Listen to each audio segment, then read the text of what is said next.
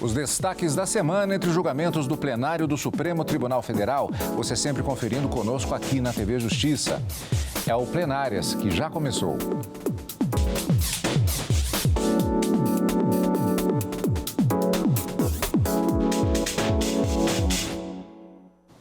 Hoje com os principais momentos das sessões dos dias 17 e 18 de maio de 2023. Karina, sob o ponto de vista das sessões presenciais, estamos naquela situação que a gente fala que é um programa monotemático, mas de peso, porque se trata de um processo que chama muito a atenção, que é o julgamento da ação penal que envolve o ex-presidente e senador Fernando Collor de Mello. Exatamente, Cadu. O julgamento já entra pelo menos na 4ª sessão plenária no Supremo Tribunal Federal e ainda faltam votos serem lançados. Ministra Rosa Weber ainda não votou, ministro Gilmar Mendes e nem o ministro Dias Toffoli ainda proferiram seus votos. E até agora, nós já temos uma maioria acompanhando a condenação que foi feita pelo relator ministro Edson Fachin, depois de ter votado em quase 2 sessões plenárias. Ele concluiu pela condenação do ex-senador Fernando Collor de Mello e também pela condenação do administrador de empresas dele, que também é réu nessa ação, e também de Pedro Paulo Bergamassi, que era um dos operadores do esquema que envolveu pelo menos o desvio de 20 milhões de reais e que pelo qual os 3 estariam sendo acusados de corrupção passiva, lavagem de dinheiro e integrar organização criminosa. Então, Fernando Collor de Mello foi condenado a 33 anos pelo relator, mas essa quantificação da pena, o que a gente chama de dosimetria da pena, ainda não faz parte dos debates. Não obstante, como eu disse, nós já tenhamos 4 sessões plenárias tratando desse assunto. A primeira dedicada a sustentações orais, o voto do relator, um voto alongado que levou pelo menos quase 2 sessões plenárias, o voto do revisor, ministro Alexandre de Moraes, que foi breve, mas que, de uma certa forma, ele disse que ainda faltava a dosimetria da pena, e nessa sequência, os ministros votaram apenas em relação ao mérito, saber se condenavam ou absolviam os 3 réus aqui, inclusive Fernando Collor de Mello. Até agora, apenas o ministro Nunes Marques votou pela improcedência total da ação para que os 3 sejam absolvidos, os 3 réus sejam absolvidos das acusações do Ministério Público. Mas os demais ministros que já votaram acompanharam o voto do relator ministro Edson Fachin. Quero acreditar que na próxima semana, a ministra Rosa Weber já prometeu que esse é o primeiro julgamento da próxima sessão plenária.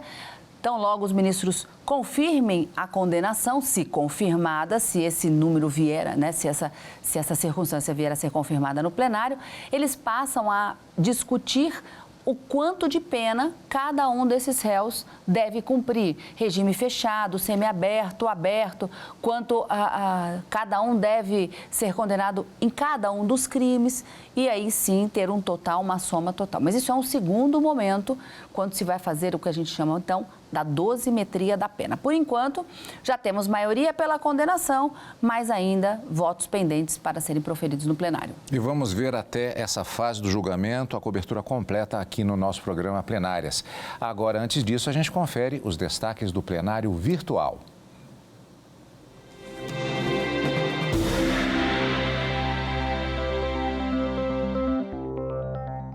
Os ministros do Supremo julgam a validade da regra que prevê a aposentadoria compulsória aos 75 anos de idade aos integrantes do Poder Judiciário. O julgamento, como já vimos, ocorre no plenário virtual. Marta Ferreira tem os detalhes. A discussão chegou ao Supremo por meio de uma ADI proposta pela Associação dos Magistrados Brasileiros e pela Associação dos Magistrados da Justiça do Trabalho, que querem a declaração de inconstitucionalidade do inciso 2 do artigo 2º da Lei Complementar 152 de 2015. O dispositivo estabelece a aposentadoria compulsória aos 75 anos de idade aos membros do Poder Judiciário. As entidades alegam que a lei questionada é fruto de um projeto de iniciativa parlamentar, o que teria violado prerrogativa do Supremo para propor alteração legislativa sobre o assunto. Além disso, argumentam que a regra deveria estar prevista no Estatuto da Magistratura, que é a Lei Complementar número 35 de 1979, de modo que a previsão só poderia ser alterada por nova legislação de mesmo status. A ação foi levada a julgamento no plenário virtual. O relator do caso é o ministro Luiz Roberto Barroso, que não aceitou o pedido feito pelas entidades autoras da ADI. No voto, Barroso destacou que a aposentadoria compulsória é estabelecida no interesse da renovação dos quadros públicos, imperativo republicano. Esse motivo não é verificado com maior ou menor intensidade no Poder Judiciário, não se concebendo singularidade que legitime tratamento previdenciário distinto frente aos demais servidores titulares de cargos efetivos ou vitalícios. Portanto, correta a lei impugnada ao reger a matéria de forma ampla. O ministro Alexandre de Moraes também já votou acompanhando o relator. O prazo para encerrar o julgamento é dia 19 de maio. E o plenário virtual do Supremo também está julgando uma lei que obriga o repasse de dados em investigações contra tráfico de pessoas. Os ministros decidem se delegados e integrantes do Ministério Público têm a prerrogativa de requisitar informações nesses tipos de investigação, mesmo sem autorização judicial. Informações novamente com Marta Ferreira. De acordo com a ONU, o tráfico de pessoas movimenta anualmente 32 bilhões de dólares em todo o mundo. Desse valor, 85% vem da exploração sexual. As mulheres são os principais alvos. A Lei 13.344 de 2016 dispõe sobre prevenção e repressão ao tráfico interno e internacional de pessoas e sobre medidas de atenção às vítimas. O artigo 11 dessa lei acrescentou dispositivos ao Código de Processo Penal para autorizar delegados, promotores e procuradores de justiça a requisitar de qualquer órgão público ou de empresas da iniciativa privada dados e informações cadastrais de vítimas e de suspeitos de crimes como sequestro, cárcere privado, tráfico de pessoas e exploração sexual, dentre outros delitos. Pela lei, a requisição deve informar o nome da autoridade solicitante, o número do inquérito policial, a identificação da unidade de polícia judiciária responsável pela investigação e deve ser atendida no prazo de 24 horas. A Associação Nacional das Operadoras Celulares, a ACEL, entrou com uma ação no Supremo Tribunal Federal questionando esses dispositivos, alegando esvaziamento da proteção constitucional à privacidade e ao sigilo das comunicações. A ação foi levada a julgamento no plenário virtual. A discussão teve início em junho de 2021. O relator, ministro Edson Fachin, não aceitou o pedido feito pela autora da ação e votou pela validade dos dispositivos questionados. Fachin destacou que o direito à proteção da privacidade não é absoluto, mas qualificado. A lei pode restringir esse direito ao prever as hipóteses em que o Poder Judiciário poderá afastá-lo e a finalidade para a qual a restrição é admitida é a de investigar as infrações à lei, pois as provas das infrações raramente ficam disponíveis publicamente. Já o ministro Marco Aurélio, antes de se aposentar, abriu divergência votando pela procedência da ação, mas um pedido de vista suspendeu a análise da ADI. Agora o julgamento foi retomado com a apresentação do voto vista do ministro Nunes Marques, que acompanhou o voto do relator. O prazo para os demais ministros apresentarem o voto termina no dia 19 de maio. Lembrando que o plenário virtual é a plataforma aberta durante determinado período de tempo para apresentação dos elementos processuais necessários para a realização dos julgamentos. Assim, como vimos, a data de encerramento desses julgamentos, dia 19 de maio, extrapola as datas de reprises do nosso programa Plenárias. As atualizações você acompanha aqui na TV Justiça, na Rádio Justiça e no site do Supremo Tribunal Federal, stf.jus.br. E o Supremo Tribunal Federal vai decidir se os estados e municípios são obrigados a observar na contratação de servidores públicos o piso salarial da categoria profissional estabelecido por lei federal. O assunto, que chegou à Corte em um recurso extraordinário, teve repercussão geral reconhecida em plenário virtual. No caso, a Justiça Federal de Pernambuco, ao julgar a ação civil pública ajuizada pelo Conselho Regional de Odontologia, determinou que o município de Gravatá corrigisse o edital de seleção pública para a contratação de dentistas. Pela decisão, deveria constar nas regras do concurso o piso salarial da categoria previsto em lei federal. Posteriormente, o TRF da 5ª Região derrubou a correção, alegando que os entes federativos têm competência legislativa autônoma para fixar a remuneração do próprio pessoal. No recurso extraordinário apresentado ao STF, o Conselho Regional alega que o TRF-5, ao afastar a aplicação do piso previsto na lei federal, teria violado a competência privativa da União para legislar sobre organização do Sistema Nacional de Emprego e condições para o exercício de profissões. O ministro Edson Fachin, relator do caso, ao se manifestar pelo reconhecimento da repercussão geral do tema, analisou que a situação tem relevância jurídica, política, econômica e social. Além disso, a discussão é de interesse dos demais municípios, dos estados e do Distrito Federal por refletir na remuneração de servidores públicos estaduais e municipais. Fachin observou que há precedentes da Corte de que todos os entes federativos devem observar o piso salarial previsto em lei federal. Por outro lado, em decisão recente, a primeira turma considerou indevida a imposição do piso salarial a servidores municipais estatutários.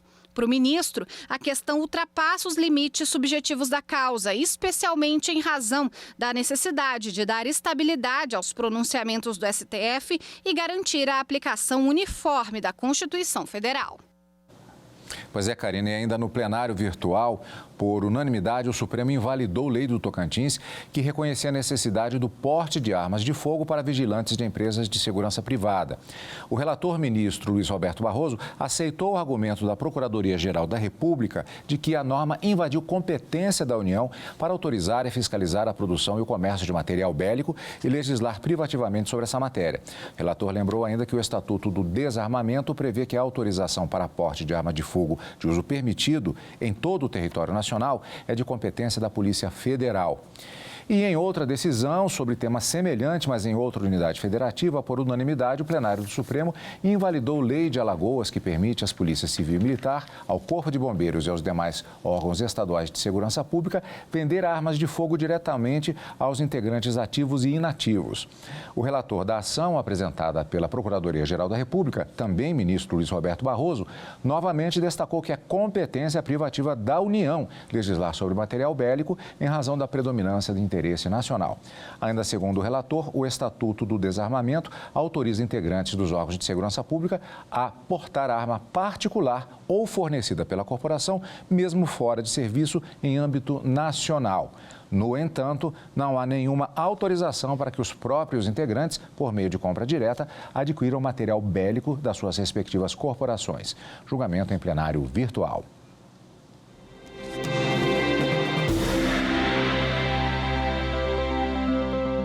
E com relação às sessões presenciais do Supremo Tribunal Federal, a gente confere daqui a pouquinho, depois do intervalo, aqui no Plenárias.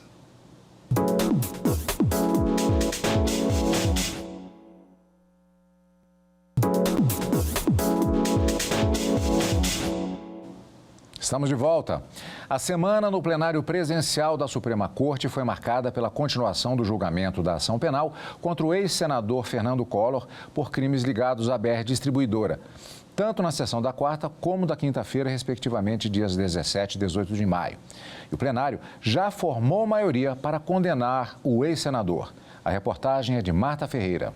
A denúncia foi feita pelo Ministério Público Federal e diz respeito a irregularidades na BR Distribuidora, subsidiária da Petrobras, objeto de investigação da Operação Lava Jato.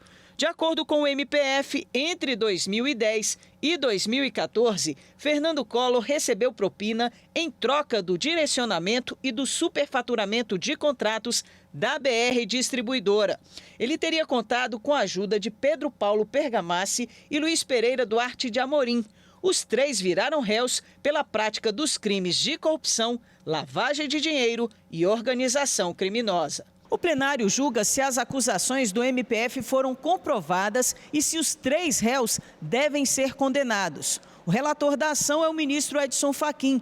Ele afirmou que o conjunto de provas produzido pela acusação é sólido, comprovando a influência de Collor sobre a presidência e as diretorias da BR Distribuidora, o que viabilizou a assinatura de 4 contratos para a construção de bases de combustíveis. Em contrapartida, o ex-senador acabou recebendo 20 milhões de reais. Assim, Fachin votou para condenar Fernando Collor pela prática dos crimes de corrupção, lavagem de dinheiro e organização criminosa. Em razão do concurso material, no tocante às três grandes imputações, corrupção passiva, lavagem de dinheiro e organização criminosa, o total dessa reprimenda soma e proponho que seja imposta a Fernando Afonso Collor de Mello em definitivo, fixando-se em 33 anos, 10 meses e 10 dias de reclusão e o pagamento de 270 dias multa. Fixa o valor multa em 5 salários mínimos vigentes à época do último fato, ou seja, 14 de março de 2014. Fachin também votou pela condenação de Luiz Pereira Duarte de Amorim por lavagem e organização criminosa e de Pedro Paulo Bergamassi por organização criminosa e corrupção. Além disso, os 3 réus vão ter que pagar multa por danos morais. Por tal razão, fixo como valor indenizatório mínimo, a título de danos morais coletivos, a quantia de 20 milhões de reais a ser adimplido de forma solidária pelos condenados em favor do fundo a que alude o artigo 3 da Lei 7.357 de 1985. O revisor da ação é o ministro Alexandre de Moraes, que acompanhou o voto do relator quanto à condenação. Na retomada do julgamento, o ministro André Mendonça divergiu em parte do relator. Para Mendonça, houve crime de associação criminosa e não de organização.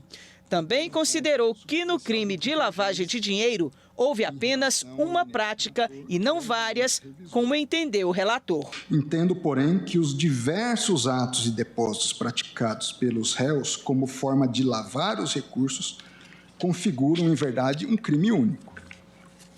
O fatiamento dos depósitos em valores menores representa a própria essência da lavagem, ou seja, é o que configurou o crime. Assim, com a devida vênia, as posições divergentes, eu tenho por reconhecer não ser correta, sob a minha ótica, a existência de crimes múltiplos de lavagem. O ministro Nunes Marques divergiu totalmente do relator, julgando improcedente a ação. Entendo, diferentemente do relator, que os autos também não apresentaram elementos de prova consistentes a permitir a formação de um juízo de certeza exigível para a condenação da prática do delito de corrupção passiva imputada aos acusados Fernando Afonso Collor de Mello e Pedro Paulo Bergamaschi de Leone Ramos, razão pela qual peço a mais respeitosa vênia para divergir no ponto. E o faço demonstrando inicialmente que, após encerrada a instrução, o conjunto probatório não apontou de forma conclusiva e acima de qualquer dúvida razoável, nos termos do artigo 156 do CPP, que os acusados Fernando Afonso Collor de Mello e Pedro Paulo Bergamaschi de Leone Ramos tivessem negociado a venda de apoio político para a manutenção de dirigentes na BR Distribuidora S.A. com a finalidade de obtenção de vantagens ilícitas mediante desvio de dinheiro público. Na sequência da sessão, votaram os ministros Luiz Roberto Barroso, Luiz Fux e a ministra Carmen Lúcia. Os 3 acompanharam o entendimento do relator, votando pela condenação de Fernando Collor. Com esses votos, o plenário formou maioria pela condenação do ex-senador pelos crimes de corrupção passiva e lavagem de dinheiro. Ainda faltam votar os ministros Dias Toffoli, Gilmar Mendes e Rosa Weber. Quanto à pena a ser aplicada, o plenário ainda vai decidir na próxima sessão. Pois é, ficou bastante claro, né, Karina? Nós tivemos, portanto, votos apresentados, uma maioria já formada pela condenação, faltam 3 votos e a dosimetria será decidida. Houve divergência pequena no cômputo total apresentada, caracterizando justamente essa formação de maioria, apesar do quórum incompleto, ainda na perspectiva da posse do ministro que assumirá a cadeira do ministro aposentado Ricardo Lewandowski. Apenas o ministro Nunes Marques divergiu totalmente do relator para julgar improcedente a ação e absolver os acusados de todos aqueles crimes que o Ministério Público havia feito a acusação. E a denúncia dizendo que não teria logrado êxito em comprovar todas aquelas operações. Apenas o ministro Nunes Marques. O ministro André Mendonça concordou, então ele diverge em parte do relator para concordar com a condenação em relação à corrupção e à lavagem, mas em relação à organização criminosa, para o ministro André Mendonça, seriam necessários pelo menos 4 integrantes e são 3 réus e o Ministério Público não conseguiu comprovar a ligação destes 3 réus, com outros integrantes da Lava Jato. E por isso, portanto, no seu voto, ele decidiu pela desclassificação do crime. Ao invés de condenar pela organização criminosa, a condenou pela associação criminosa nos termos do Código Penal. Mas essa foi a pequena divergência aberta pelo ministro André Mendonça. Os demais que votaram nas sessões tanto da quarta como da quinta-feira acompanharam na íntegra o voto do relator ministro Edson Fachin. Bom, vamos continuar acompanhando, portanto, como já disse a Karina no início do programa de hoje, na próxima sessão plenária, a expectativa é que seja o primeiro processo em julgamento. Você acompanhando ao vivo no direto do plenário e, claro, as repercussões no programa Plenárias, como hoje, que você vai acompanhar na próxima semana, portanto, com os principais momentos das sessões das próximas quarta e quinta-feira. Agora, na sessão da quarta-feira, dia 18 de maio, a presidente do Supremo Tribunal Federal e do Conselho Nacional de Justiça, a ministra Rosa Weber, fez referência a um novo instrumento da Suprema Corte. E no mesmo dia, houve a cerimônia de lançamento dessa nova ferramenta. Trata-se da Vitória. Ela vai auxiliar na identificação de casos semelhantes e dar mais agilidade aos trabalhos. A reportagem é de Evne Araújo. A plataforma Vitória vai ampliar o conhecimento sobre o perfil dos processos recebidos no Supremo Tribunal Federal e permitir o tratamento conjunto de temas repetidos ou similares. A ferramenta identifica no acervo do tribunal os casos que tratam do mesmo assunto. Assim, é possível indicar com mais agilidade e segurança, por exemplo, processos aptos a tratamento conjunto ou que podem resultar em novos temas de repercussão geral. A utilização da Vitória vai dar celeridade à análise e ao julgamento dos processos, porque vai facilitar o exame de um volume maior de demandas em menos tempo. A fase de testes durou 8 meses e mobilizou servidores e colaboradores da Assessoria de Inteligência Artificial e das Secretarias de Tecnologia da Informação e de Gestão de Precedentes. A nova ferramenta se junta a outras experiências em inteligência artificial realizadas pelo STF nos últimos 6 anos, como os projetos Rafa 2030 e Vitor.